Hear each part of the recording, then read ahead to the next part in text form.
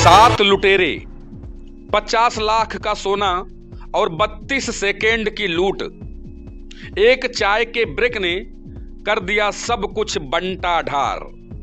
देखिए इस खास रिपोर्ट में यह सच्ची कहानी। नमस्कार, आदाब, सत श्री अकाल। मैं जुनैद सोनू आप सभी का बहुत बहुत स्वागत करता हूं अपने चैनल बेटे सुपरफास्ट पर। आशा करता हूं कि आप सभी लोग बहुत ही अच्छे होंगे। सर्दी इस समय बहुत ज्यादा पड़ रही है, इससे बच के रहें, अपना ख्याल रखें और अपनों का ख्याल रखें। देर न करते हुए आइए अब आते हैं इस स्टोरी पर, इस लूट की स्टोरी पर।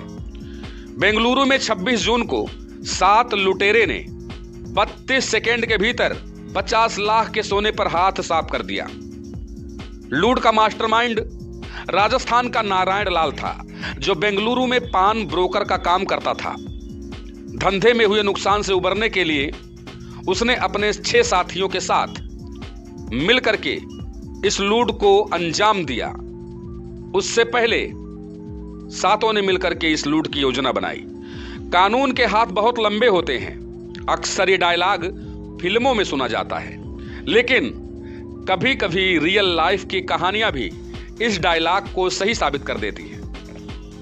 मुजरिम चाहे कितना ही शातिर क्यों ना हो, कितना ही बड़ा मास्टरमाइंड क्यों ना हो, दुनिया के किसी भी कोने में छुपकर, दुनिया के किसी भी कोने में वो क्यों ना जाकर के बैठ गया हो, कानून के लंबे हाथ उसे कॉलर पकड़ करके बाहर खींच ही ले आते हैं। कुछ ऐसी ही कहानी है इन 7 लुटेरों की, जिन्होंने महज 32 सेकेंड के भीतर 50 लाख रुपए की लूट कर डाली।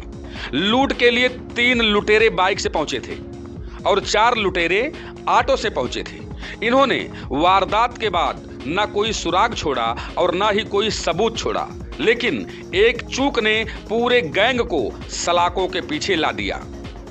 यानी सब के सब पकड़े गए। तारीख थी 26 जून 2024।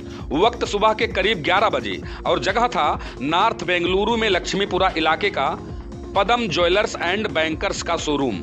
उस वक्त वहां ना के बराबर ग्राहक थे और शोरूम के कर्मचारी भी बेफिक्री से अपने अपने काम में लगे हुए थे। तभी अचानक चेहरे पर नकाब लगाए 2 लुटेरे शोरूम के अंदर दाखिल होते हैं। दोनों के हाथ में गन थी, यानी दोनों बंदूक से लैस थे, जिन्हें देखकर शोरूम के अंदर हड़कंप मच गया, हंगामा मच गया। लुटेरे शोरूम के मालिक को गन पॉइंट पर ले लेते हैं और करीब 50 लाख रुपए के कीमत का सोना लेकर के वो फरार हो जाते हैं। लूट की इस वारदात को अंजाम देने में लुटेरों को महज 32 सेकेंड का वक्त लगा था, यानी 1 मिनट भी नहीं लगा था इस लूट को अंजाम देने में। लुटेरों के जाते ही शोरूम मालिक पुलिस को खबर करता है और कुछ ही देर में पीसीआर मौके पर पहुंच जाती है। पुलिस छानबीन करती है, लेकिन लुटेरों ने शोरूम में ऐसा कोई सुराग ही नहीं छोड़ा था जिसके जरिए उन तक पहुंचा जा सके। सोना लूटने के बाद लुटेरे जिस तरफ भागे थे वहां के सीसीटीवी भी चेक किए गए, लेकिन कुछ भी साक्ष्य हाथ नहीं लगा, कुछ भी क्लू उन सीसीटीवी कैमरों में नजर नहीं आया। डेक्कन हेराल्ड के रिपोर्ट के मुताबिक लुटेरों को पकड़ने के लिए पुलिस अब दूसरा तरीका आजमाती है।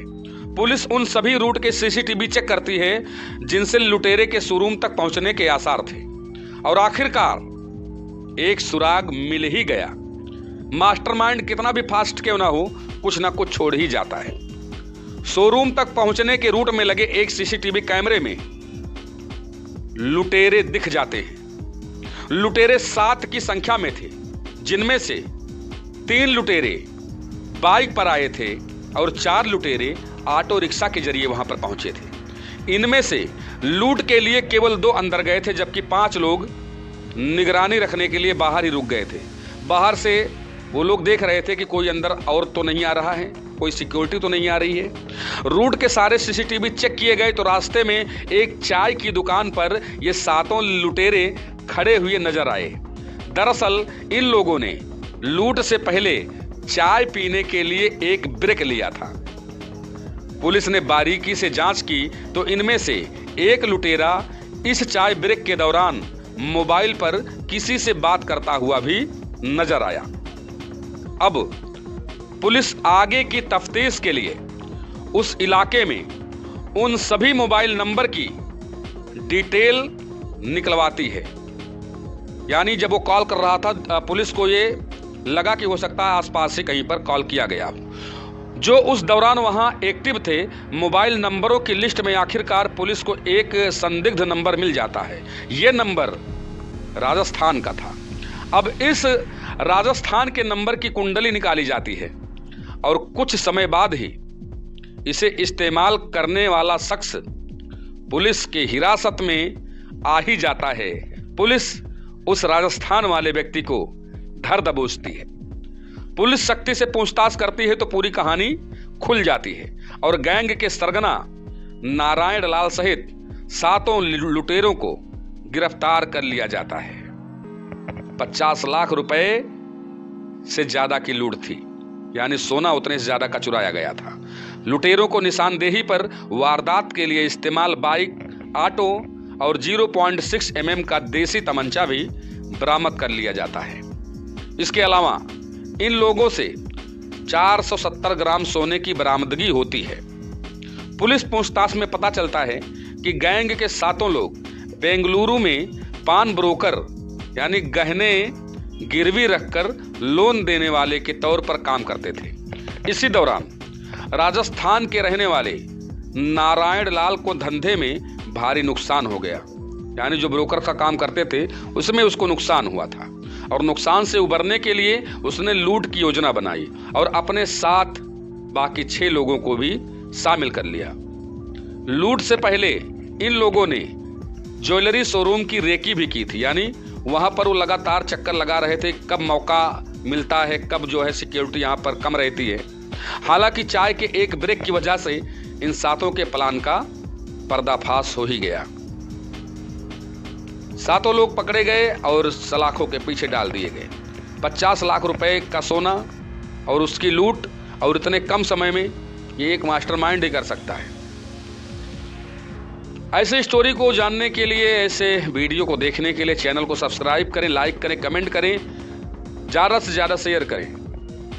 हमारे वीडियोज में आपको जो भी कहानी मिलेगी वो 100% ट्रांसपेरेंसी के साथ 100% आपको बिल्कुल सच्ची कहानी मिलेगी। उसमें 1% भी आपको झूठ नहीं मिलेगा। चाहे वो क्रिकेट की खबर हो, चाहे वो देश दुनिया की खबर हो, या फिर जो वारदात करते हैं अपराधियों की कहानी, सब कुछ आपको बेहतर से बेहतर दिखाई देगी। तो दीजिए इजाज़त, मिलते हैं अगले वीडियो में। तब तक के लिए नमस्कार।